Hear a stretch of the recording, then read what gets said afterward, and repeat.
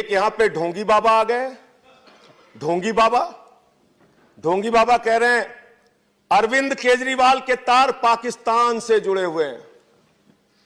ये आप बोलेंगे एक निर्वाचित मुख्यमंत्री के बारे में? अरविंद केजरीवाल के तार पाकिस्तान से जुड़े हुए हैं। अगर अरविंद केजरीवाल के तार पाकिस्तान से जुड़े हैं तो ढोंगी बाबा को गिरफ्तार करो और उनसे पूछताछ करो, कहां के तार जुड़े हैं, कैसी जानकारी उसके पास है, यह पूछना चाहिए। आप दिल्ली का माहौल बिगाड़ रहे हैं, देश की राजधानी को आप बर्बादी के कगार पे पहुंचा रहे हैं। जब से आपकी सरकार आई है, इसी दिल्ली में 24 घंटे में 9 हत्या हुई, वकीलों पे गोलियां चली, छात्रों पे लाठियां चली, एक नेत्रहीन छात्र को जूते से पीटा गया। अभी खुलेआम 3 दिन लगातार गोली की फायरिंग हो रही है। आपसे किसी मुद्दे पे बात नहीं होती। अरे चुनाव हो रहा है तो बात करिए बिजली की, 200 यूनिट बिजली फ्री कैसे देंगे, केजरीवाल ने देके दिखाया है। बात कीजिए पानी की, बात कीजिए चिकित्सा की, बात कीजिए शिक्षा की। आपसे कहते हैं 200 यूनिट बिजली फ्री कैसे होगी, आप कहते हैं शाहीन बाग। आपसे पूछिए पानी 20,000 लीटर फ्री कैसे देंगे, आप कहते हैं शाहीन बाग। आपसे पूछते हैं महिलाओं को बस की यात्रा फ्री कैसे दोगे, आप कहते हैं शाहीन बाग। अरे शाहीन बाग शाहीन बाग शाहीन बाग शाहीन बाग करते करते दिल्ली की जनता भाजपा वालों से कह रही है चल भाग चल भाग चल भाग चल भाग। ये हालत इनकी हो गई है। मुद्दों पे बात नहीं करेंगे, मुद्दों पे बात नहीं करेंगे मान्यवर। ना इनके पास कोई विजन है, ना इनके पास दिल्ली के लिए कोई कार्यक्रम है, ना इनके पास कोई नेता है। तो नेता विहीन और मुद्दा विहीन भारतीय जनता पार्टी दिल्ली के अंदर आज माहौल बिगाड़ने का काम कर रही है। दिल्ली के अंदर आज माहौल बिगाड़ने का काम कर रही है। मान्यवर, मैं आपके माध्यम से इस सरकार से पूछना चाहता हूं, आप दिल्ली का चुनाव क्या मंशा है आपकी? आप तो हार रहे हैं। आपके एक नेता ने कहा आप लोग दिल्ली के चुनाव में कह रहे हैं हिंदुस्तान पाकिस्तान का मैच हो रहा है।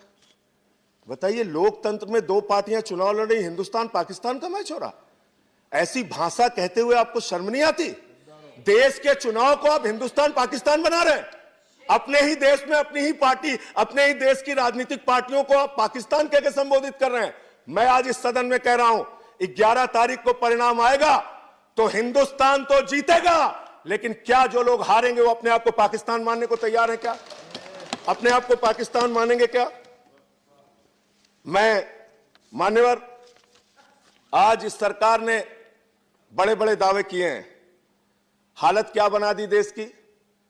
अगर आप देश की आर्थिक मंदी की बात करें, अभी बजट आया, नया बजट, और बजट आने के बाद यह सरकार बड़ी बड़ी बात कर रही थी इस नए बजट में।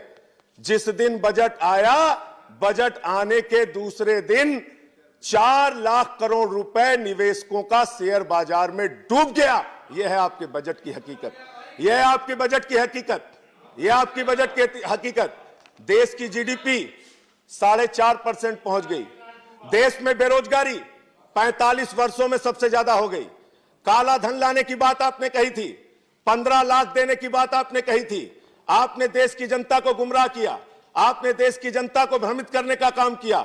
न काला धन आया, न 15 लाख मिला। महंगाई का आलम यह है, 32,000 टन प्याज सड़ गई, किसी को पता नहीं चला। कह रहे 32,000 टन प्याज सड़ गई। अरे वो प्याज सड़ी नहीं है, आप लोगों ने प्याज का घोटाला किया है। घोटाला, उसकी जांच होनी चाहिए, उसकी जांच होनी चाहिए। 200 रुपए किलो प्याज बिकी, 120 रुपए किलो टमाटर बिका आपके राज में, 4 रुपए लीटर दूध महंगा हो गया, डीजल महंगा हो गया, पेट्रोल महंगा हो गया। देश में महंगाई आसमान पे जा रही है। आपको उसकी चिंता नहीं है। आपको दिन रात खाली देश को नफरत में झोंकना है, नफरत की आग जलाना है देश के अंदर, देश का माहौल बिगाड़ना है। आपको देश के मुद्दों पे बात नहीं करनी। आप कर क्या रहे हैं? आप कर क्या रहे हैं? कह रहे हैं हम सरकार को फायदे में लाने के लिए अपने सारे सरकारी विभाग जो फायदे में चल रहे हैं उसको बेचेंगे। वाह भाई, रेल बेच देंगे आप, सेल बेच देंगे आप, कोल बेच देंगे आप, एयर इंडिया बेच देंगे आप, बीपीसीएल बेच देंगे आप, और एलआईसी मान्यवर जिसका नारा क्या है, आईडीबीआई, उसको बेच देंगे आप।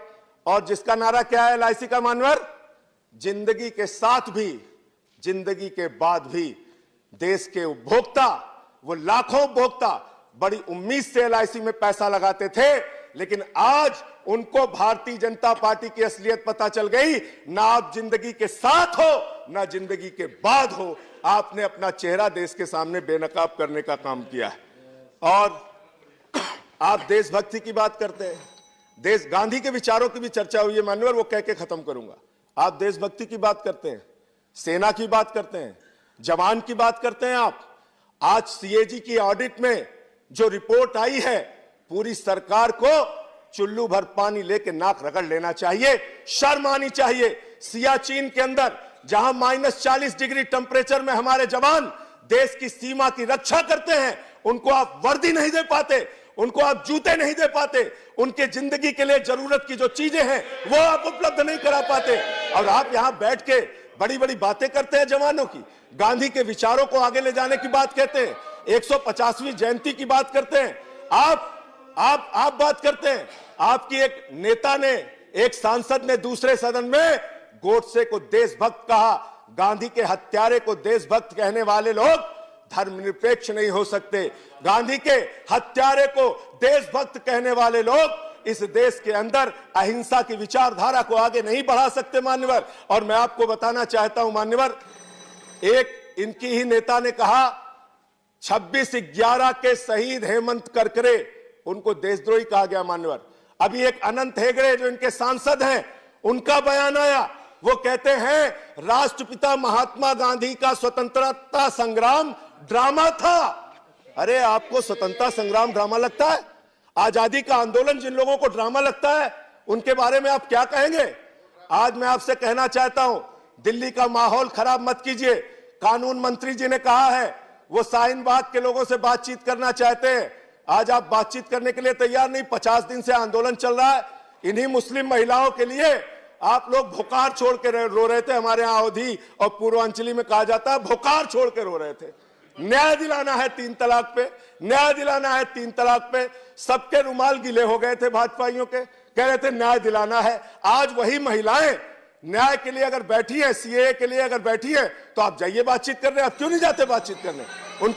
उनकी कंबल चोरी करते हैं आप लोग, उनके कंबल चुराते हैं आप लोग। ये काम मत कीजिए, वार्ता कीजिए, संवाद कीजिए।